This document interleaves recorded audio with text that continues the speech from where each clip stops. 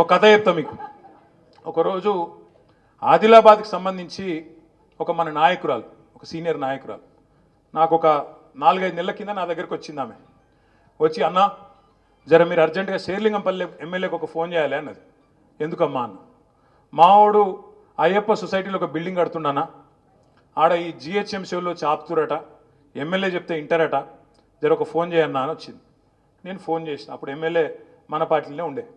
Phone చేస్తే ఆయన ఏం చెప్పిండు ఎరికైనా, సార్ జిహెచ్ఎంసీలు కాదు, పాడు కాదు, అదంతా ఇక్కడ తిరుపతి రెడ్డి ట్యాక్స్ నడుస్తుంది సార్ అయ్యప్ప సొసైటీలో. ఒక్కొక్క స్లాబ్కు అక్కడ 500 గజాల లోపల అయితే 10 లక్షలు ఇవ్వాలి, 500 గజాల పైన 1000 గజాల లోపల ఉంటేనేమో 18 లక్షలు ఇవ్వాలి సార్. ఇది తిరుపతి రెడ్డి ట్యాక్సు. జిహెచ్ఎంసీ వాళ్ళు స్వయంగా చెప్తున్నారు, అక్కడ ఎవరైనా పోతే తిరుపతి రెడ్డి కాడికి ఓన్రి, ఆడికి వెళ్ళి ఫోన్ వస్తే మేము ఊకుంటాము, లేకపోతే కూలగొడతామని చెప్తున్నారు సార్. ఇది మీ ఎమ్మెల్యేనే చెప్పిండు, నాకు ఎవడో కాదు. చెప్తే నిజమా అని నేనన్నా. అవును సార్, నిజం సార్, మాదాపూర్లో ఆఫీస్ ఉన్నది, ఆయన్నే నడిపిస్తున్నాడు, మీకు కావాలంటే మాదాపూర్ ఆఫీస్ కాడికి, తిరుపతి రెడ్డి ఆఫీస్ కాడికి పోతే రోజుకో 200 మంది కనబడతారు సార్ అన్నాడు. నేను అడిగిన, వాడు ఏమైనా ఎమ్మెల్యేనా, ఎంపీ, మంత్రి, వానింటికాడ ఎందుకుంటారా అని నేనన్నా. ఇక అట్లా నడుస్తుంది సార్, ఏం చేయాలి, మొత్తం చిట్టినాయుడు వాళ్ళ 7 అన్నదమ్ములదే రాజ్యం నడుస్తుంది మొత్తం అని మీ ఎమ్మెల్యేనే చెప్పిండు.